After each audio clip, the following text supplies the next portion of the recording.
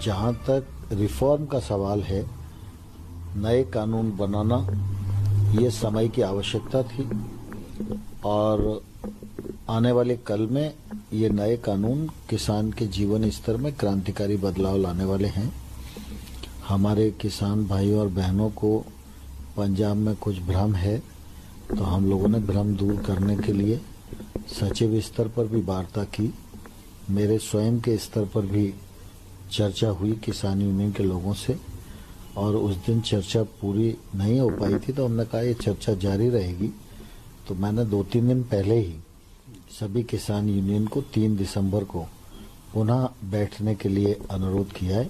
मैं आपके माध्यम से सभी किसान भाइयों और बहनों को अनुरोध करना चाहता हूं कि सरकार पूरी तरह चर्चा के लिए तैयार है। चर्चा के माध्यम से ही रास्ते निकलते हैं, इसलिए कृपा करके वो अपने आंदोलन को स्थगित करें, चर्चा के लिए आएं और हम उनका चर्चा और स्वागत करने के लिए तैयार। तो केंद्रीय कृषि मंत्री नरेंद्र सिंह तोमर ने एक बार फिर किसानों को बातचीत के लिए बुलाया। नरेंद्र सिंह तोमर ने एक ट्वीट कर किसानों से दरअसल ये अपील की। उन्होंने ट्वीट करके लिखा कि नए कानून बनाना समय की आवश्यकता थी। आने वाले कल में ये नए कृषि कानून किसानों के जीवन स्तर में क्रांतिकारी बदलाव लाने वाले हैं। नए कृषि कानूनों के प्रति भ्रम को दूर करने के लिए मैं सभी किसान भाइयों एवं बहनों को चर्चा के लिए आमंत्रित करता हूं। दीपक बिष्ट हमारे साथ, हमारे सहयोगी इस वक्त मौजूद हैं, ग्राउंड पर हैं, सिंधु बॉर्डर पर। दीपक, वहां फिलहाल स्थिति नियंत्रण में है?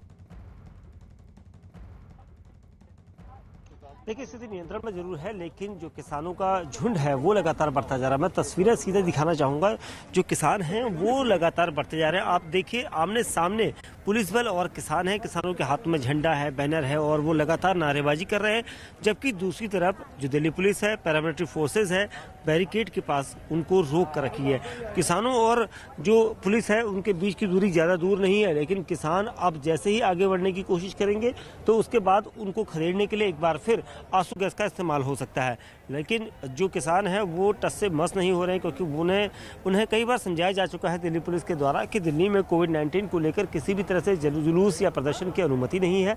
लेकिन जो किसान हैं वो चाहते हैं कि दिल्ली की तरफ उन्हें जाने दिया जाए, क्योंकि किसान बिल जो 3 पारित किए गए थे इसी साल सितंबर 2020 में, उनका ये विरोध किया जा रहा है। और पंजाब से आए किसान और उनके साथ हरियाणा के किसान जो है शामिल हुए हैं। और लगातार आप पीछे तक देख सकते हैं कई सारे ट्रैक्टर्स यहाँ पर आए हुए हैं, लेकिन किसानों ने इस बार ट्रैक्टर को पीछे रखा है और खुद किसान आगे आए हैं। यानी जो ट्रैक्टर की रणनीति रही थी कि जो पुलिस के बैरिकेड्स हैं उनको तोड़कर वो लगातार पंजाब से हरियाणा और हरियाणा से दिल्ली तक पहुँच जाएंगे, वो यहाँ पर कारगर उनकी नहीं दिखाई देती, क्योंकि पुलिस कोशिश कर रही है कि लगातार उनको दूरी रखा जाए। जैसे ही वो नज़दीक आते हैं तो तुरंत आंसू गैस के गोले यहाँ पर दागे जाते हैं ताकि वो पीछे हो जाए और तितर बितर हो जाए।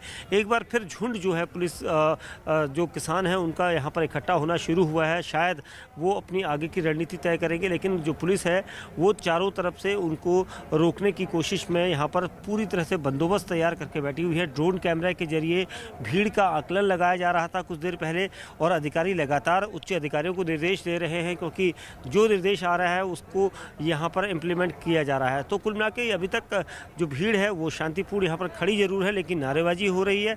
अगर उग्र होती है तो उसको शांत करने के लिए दिल्ली पुलिस लगातार प्रयोग कर रही है। अभी तक सिर्फ आंसू गैस का प्रयोग किया गया है, क्योंकि वाटर कैनन तक जो बैरिकेड्स है उनकी दूरी लगभग 50 मीटर के आसपास है। तो दूसरे बैरिकेड तक पहुँचने के लिए किसानों को पहले बैरिकेड को तोड़ना होगा, लेकिन पहले बैरिकेड पर पुलिस बल काफ़ी मौजूद है जो लगातार किसानों को पीछे खदेड़ रहा है। तो कुल मिला के किसान जो है बातचीत का रास्ता, जिस तरह से राज्य सरकारों की तरफ से लगातार केंद्र सरकार की तरफ से बातचीत का रास्ता खुला है, लेकिन किसान बातचीत करने को लेकर यहाँ पर आमादा नहीं है, लेकिन दिल्ली कूच करना वो चाहते हैं, और यही वजह है कि आज उनको रोकने की पूरी कवायद की जा रही है। ठीक है, दीपक रहिए आप हमारे साथ। इस बीच देखिए, केंद्रीय मंत्री मुख्तार अब्बास नकवी ने एक बार फिर साफ किया कि किसानों की मजबूती मोदी सरकार की प्राथमिकता है और नया जो कानून बना है उससे किसान का हित होगा। मुख्तार अब्बास नकवी ने कहा कि जिन लोगों को खेती के बारे में नहीं पता वो किसानों की राजनीति में जुटे हैं।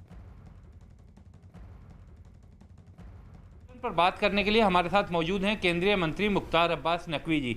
नकवी जी, कल भी हमने देखा किसानों ने दिल्ली में आने की कोशिश की, आज भी वो बिल्कुल अड़े हुए हैं दिल्ली पहुंचने के लिए। आखिर कहीं किसानों को समझाने में चूक हो गई? नहीं, मुझे जो हमारे किसान हैं, जो अन्नदाता है, उनसे कोई शिकायत नहीं है।